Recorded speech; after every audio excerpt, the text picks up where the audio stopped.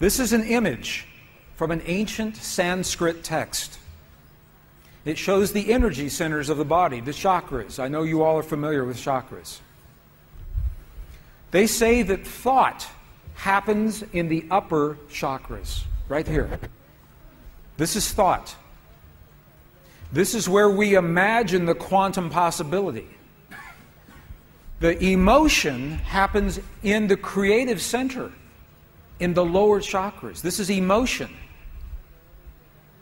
And they say our emotions are only two: love and fear. Love and the opposite of love. So when we think a thought in our mind, we fuel that thought. We give our thought life through the love or the fear that we place into the thought. And when we do that, we create a feeling. And now we have a definition for feeling. Feeling is the union, the marriage of emotion and thought. What we think of a possibility and our love or our fear of that thought. Does that make sense? Is that good? This is important because we're going to use this. Does this make sense? Okay? What is the one energy center in the body that does not have the circle? What is the one center that we have not talked about here? Precisely, the heart. Feeling happens in our heart. Feeling doesn't happen in the mind. Feeling doesn't happen in the lower, well, a little bit, but not much in the lower centers. Feeling happens in our heart. Feeling and belief are connected. Feeling and belief. So in our hearts, we have hate, sadness, joy, compassion. These are feelings. These are not emotions. To have hate, sadness, joy, compassion, we must have a thought, and then the love or the fear for that thought that creates these feelings. So now we have a definition of feeling. Feeling is the union of thought and emotion. In the book, The Isaiah Effect, some of you have read who has read The Isaiah Effect? Anyone? Oh, thank you. Okay, so one of the questions that came up was, what book do we speak about the Essenes? The Isaiah Effect is one book where we speak about the ancient Essenes, E-S-S-E-N-E-S, the Essene traditions.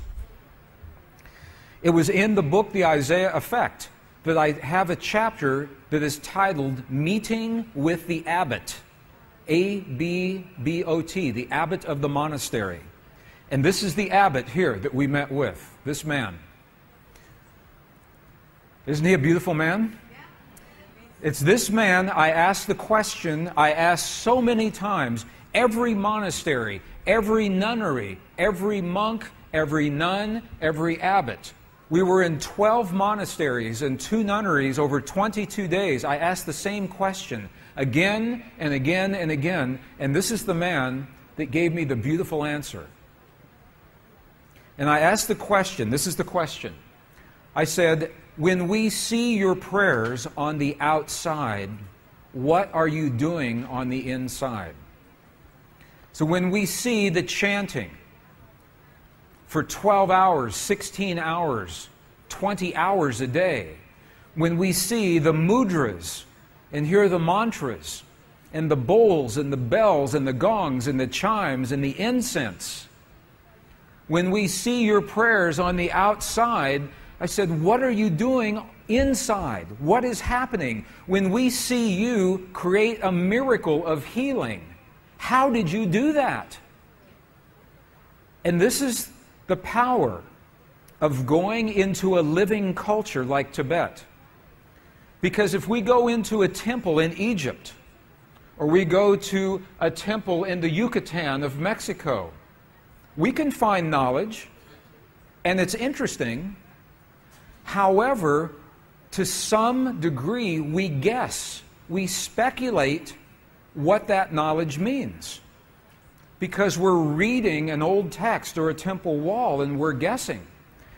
But here we talk to another human We look him in the eyes, eye to eye, heart to heart, man to man, God to God. And I can ask this man the question, how did you do that miracle? What did you do in your body to make that happen? And I'll ask him again and again and again until I understand his answer. So this is what happened. So I asked the abbot, when we see your prayers on the outside, what's happening on the inside? And his answer was this. He said, you've never seen our prayers because a prayer cannot be seen. He said, what you see are the things that we do to create the feeling in our body. The feeling is the prayer. The feeling is the prayer. He's telling us right here. He's telling us in a Tibetan monastery 17,000 feet above sea level in the Himalayan mountains, this man is telling us the secret that was lost in our Christian and Jewish traditions when the edits were taken in from the books. And they practice and they live this. Feeling is the prayer. Then he turned the question around and asked me. He said, how do you do this in your culture?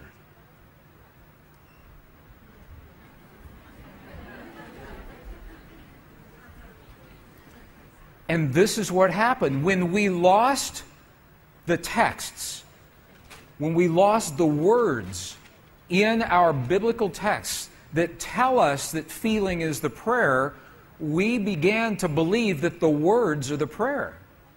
That if we say the right words, the right time of day, or the right number of times, that somehow magically a prayer will happen. And when our prayer is not answered, we become frustrated and we think prayer doesn't work. The words are not the prayers. The feeling is the prayer. You're going to see this 3 times this afternoon. The feeling is the prayer. So this is what the abbot shared with us. Now, after we met with this beautiful man, and by the way, this man passed away last year. He is no longer in this world. So I'm happy that we had the time with him while he was in this world. Okay, the word that they are using, wasa, loosely translated, means already happened. It's already done. In their mind and in their heart, they're coming from the place that the healing has already happened. Not that it's going to happen, and not that it's about to happen, or that it's a long, slow happening, that it has already happened. And this is important, because the field of energy that we are about to discuss is a mirror. A mirror, it reflects our feeling of what we are experiencing in the moment.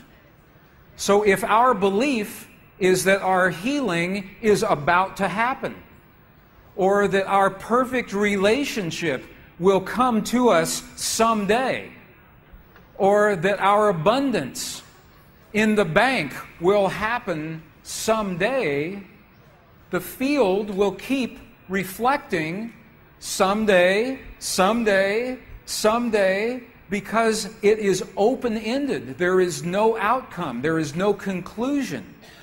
This is a very subtle, very powerful understanding of how this field works. This field that we're about to discuss now, the divine matrix, is a field that mirrors now, not in the future, not in the past, this moment. So what we choose to experience in our lives, we must first feel in our hearts as if it has already happened. And I'm saying these words now, and you'll see this in the monasteries after lunch. And you'll see this in the application of the native and indigenous and aboriginal technologies. This is how they create rain. This is how they create healing. But it's only a miracle until we understand the science. Then it's no longer a miracle, it becomes a technology, a powerful internal technology. So this film was created in a medicineless hospital in Beijing, China. Medicineless hospital. No medicine hospital. I like that hospital. This film shows a woman who has been diagnosed with a cancer in her bladder. A 3-inch diameter cancer in her bladder. And Western doctors say they can do nothing. They say, we can't help you. So she has gone to a clinic in China where they think differently and they apply the technology from the ancient wisdom that is the same as the science that we just saw. So what you will see is this. There are 3 practitioners, 3 people trained to feel just the right feeling, the precise, correct feeling in their hearts. They create the feeling as if the woman is already healed. They create the feeling as if the woman is already healed. Now, we will look inside of her body through a sonogram, through ultrasound. We can look into her body and we can watch her cancer disappear in 3 minutes in the presence of the language that heals. Does that make sense? Are you okay with that? Does that make sense? Would you like to see that? Okay, good. So what you will see is the woman is awake, she is conscious, she has no anesthetic, she believes in the process, she believes in what is happening. And there are 3 practitioners who are trained to create the feeling in their bodies as if the woman is already healed. And then on the computer screen, we will see 2 images. One image is before the healing, and one image is actual time, real time, so we can see the healing happen. And while the healing is happening, you will hear the practitioners chant a word. And I want you to know there is no magic in the word. It could be any word. But this word is the word that they have chosen that reinforces for them, that tells them the feeling. So they agreed that this is the word that would create the feeling for them. But it could be any word. I want you to know that. So I'm explaining this now, and we'll explain it again as we go through the film. Over 8 years, the center has successfully treated more than 180 types of illnesses, including bladder cancer.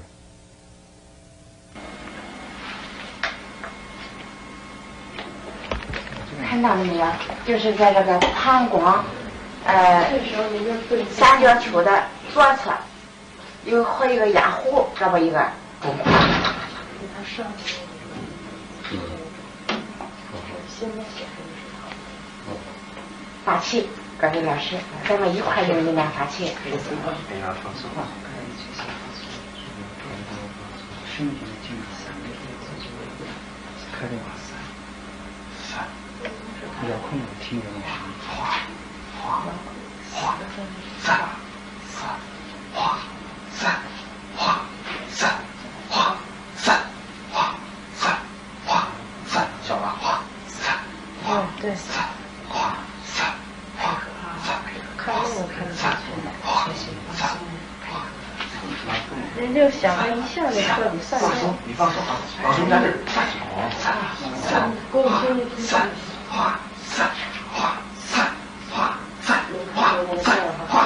小了，站正，好，没了，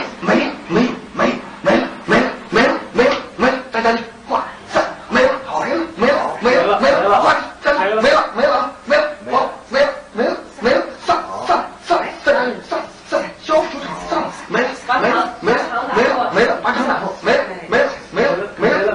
好了，没了，好了，哎，不好意思，能看出来，这是您。金苗，这个是能放下来。那个就往前走，那个不像。上，好，没了。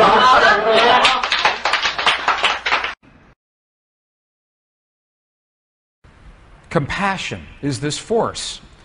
So the ancient instructions, how do we do this? The instructions are very precise. In the Buddhist traditions, and what we're finding in Tibet, number one, they're saying that to create the healing, to create the peace, to create the miracles, first, we must feel as if the miracles have already happened without judgment, without ego. And that's hard for the Western mind. So first we must do this, to feel as if our prayers have already been answered without judgment, without ego.